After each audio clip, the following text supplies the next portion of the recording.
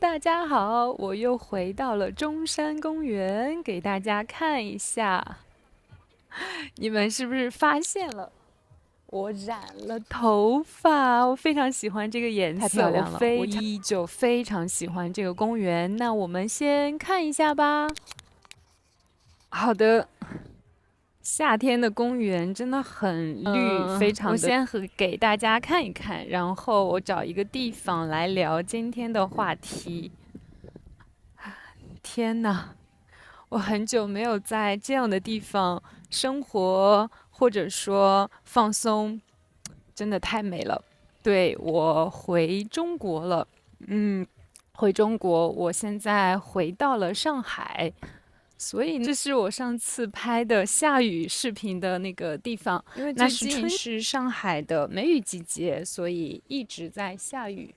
现在，人没有那么多，我去看一看我的老朋友，我的那棵树，好湿啊，好湿，真的太湿了。上海的人很潮，上海的天气也很潮，太湿了。好了，我找到了一个地方坐下来了。然后今天呢，想和大家聊一聊一个比较难的话题，是文化修课。因为我从去年9月份到今年的6月份，我是在巴林工作。呃，当时我以为我自己可以一个人从中国的北方到中国的南方，比如从山东到成都，这是因为中国很大，所以它的文化非常不一样。但是我产生了一点文化修课。所以呢，又从成都到上海的时候，又是一个全新的一个体验。那时候我非常快速的融入了上海，我觉得在这里一切都是那么的理所当然。我很快接受了在上海的规则，并且特别喜欢它，所以我过得非常的开心。我以为我成熟了，我可以能够，很快的解决，文化之间的问题，不会存在文化休克。我就这样很天真的去了巴林，但是到巴林以后，我第一个月和第二个月非常的开心，因为一切都是新的。我不管看到风景、人，或者是说在那里听到的一些事情，都非常非常的新奇。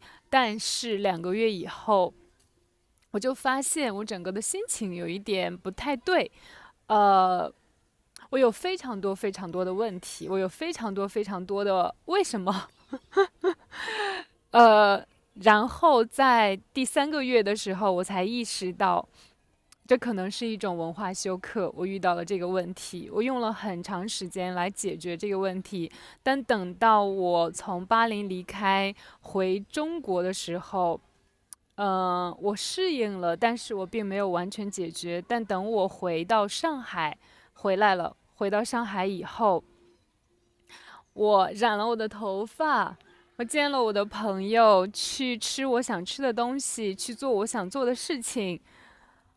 我的一切的原因为什么全都消失了？在那一刻之后，我想说，我想谈一谈这个话题，谈一谈文化休克。这真的非常非常的有意思，因为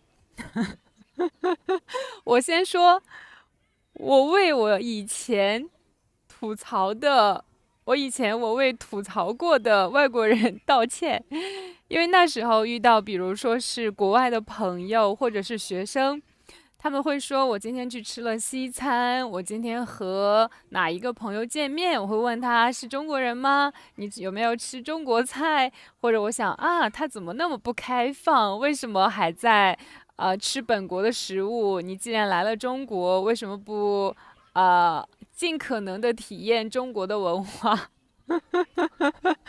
但是等到我真正的在巴黎以后，我发现非常非常难，真的非常非常难。那我就说几个方面我自己遇到的文化休克。从生活上来说，我很喜欢体验新的东西，但是自然对我来说非常的重要。我以前没有意识到这一点。比如说在上海的时候，我骑自行车去上班，夏天我可以感受热，冬天我感受冷，感受人非常多，感受人少，感受下雨，感受你可以摸得到，感觉得到。但是在巴黎以后，我们开车出门，我们从家里开车到商场，我们很少会接触到真实的自然，绿色非常少，这一点让我非常不适应。呃，所以来到上海，我每天看到这个绿色，简直对我来说太棒了！生活中其他的方面，比如说我喜欢跳舞，我喜欢游泳，我喜欢去尝试一些新的东西。然后来到上海以后，我打开这种 APP，它有很多你可以选择的，比如说你想玩这个游戏，你想和别的人一起去讨论书籍，你想去跳舞，你都可以找到你个人行动的这个东西。但是在巴黎的时候，比如说我想去，舞蹈室，但是那个舞蹈室他们只是教小孩子，他们没有成人的舞蹈室。但可能我探索的不够哈，我没有发现。不过呢，就是对于这种约束非常非常多，尤其不可避免的说，巴林是一个穆斯林的国家，在那里对于女性来说，它有非常多的要求。尽管我是一个外国人，我没有那么多的限制，但我依旧体验不是非常的舒服。可能会和他们共情，或者说听到他们的经历的时候，我的心里不是很舒服。这是生活中的一些事情，还有就是关于一些行为准则吗？就是做事情的方式。在 MBTI 中，我是一个 J 人。以前我非常喜欢安排我的生活，比如说今天要做什么，明天要做什么，我可能会先告诉自己我要做什么做什么。但是呢，在巴林这个时间观念没有非常的重要。比如说学生他迟到10分钟，他觉得是一件很自然的事情，他不会觉得非常不好意思。我和朋友去见面，他们迟到半个小时，他们迟到1个小时，他会说哦不好意思，我迟到了。我能说什么？如果是在上海的时候，我会非常生气，我会认为你在浪费我的时间，你不尊重我的时间。我可能这个小时我可以看手机，我可以躺在家里看手机，但是我们约定了这个时间，我们要遵守这个时间，对吧？你要尊重别人，你要尊重别人的时间。但是到后面我开始适应这种方式之后，我理解他和他们的生活方式、工作方式以及整个的文化，它都是这样的。但在刚开始的时候，我非常不习惯关于时间的这个规定。然后，上海呢是一个非常注重契约精神的一个城市，注重契约精神，它就给了人与人之间。这种就希望你把事情讲清楚。我们在交朋友或者我们在工作，但是在巴林是一个人情社会，它的人情社会，它重家庭，它注重这种关系。我喜欢你，我可以给你更好，但是我们没有遇到过不善良的人，就是巴林人非常好，嗯，但是这种人情社会就需要你倾注更多的情感在里面，嗯。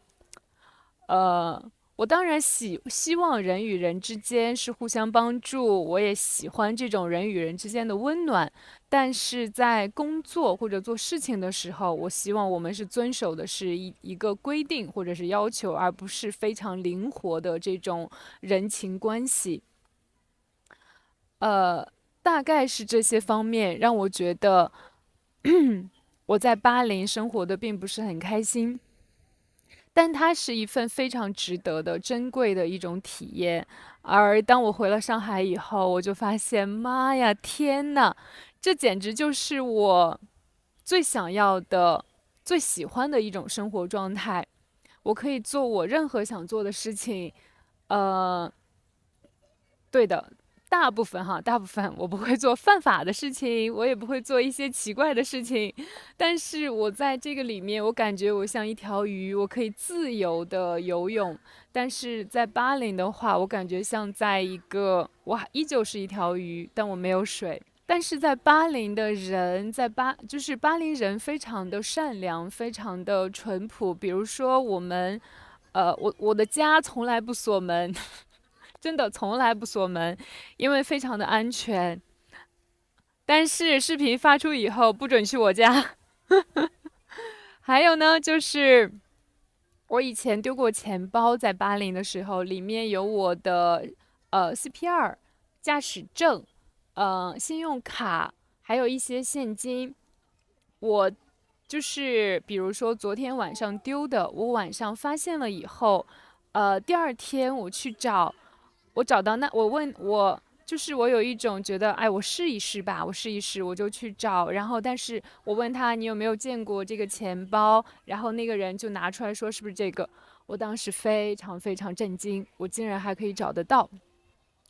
我们还遇到过车子开到沙土里面，它开不出来，然后从路上走过来的两个人，他们就看到了，他们说要不要帮忙？他们就下来帮我们，把车子推出那个沙地。他两个发现做不了，他又叫了另外两个人来帮我们。就是在那里，我们遇到了很多很多很可爱的人。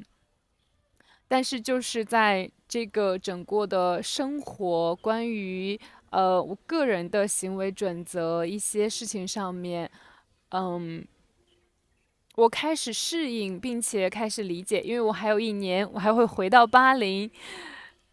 但是呢，我不是，我不，我觉得和我的这些行为准则和习惯是相反的，是相反的。这是我今年遇到的文化休克，因为文化休克它导致我对于工作和对于我的生活失去了热情。当我的同事问我，他觉得你在这里，你可以去找新的咖啡馆，你可以去认识新的人。我的第一个反应是负面的，我以前是一种非常积极的一种心态，耶，我们可以去这里，我们可以去那里，我可以开。我当时的第一反应是，我做不了，我不能主动的做这个事情，我非常非常之痛苦。但是呢，到了今年的4月或者5月的时候，我开始逐渐的适应了这个生活，它真的太漫长了。所以我就在想，以前在成都的时候经历的这个小小的文化休克，只是来自于从北方到南方这种文化上稍许不一样，但还是在中国。当真正的进入到一种新的文化、新的生活方式的时候，我就出现了这么大的一种反应。我现在好多了，我准备在国内好好休息，好好玩，恢复我整个的能量，然后到8月份的时候，我会再次回到巴林，可能这次会表现更好。所以现在我更加理解了一些人，他们去到新的国家，在那里生活，他们有就是他们的朋友，他们的饮食，他们的方式，还是和原来国家时候的一样。我现在非常能够理解，并且说，他们做得非常好，他们在努力的生活，认真的体验。话题，如果你有这方面的经历，欢迎和我一起在下面一起讨论。我说完喽，拜拜。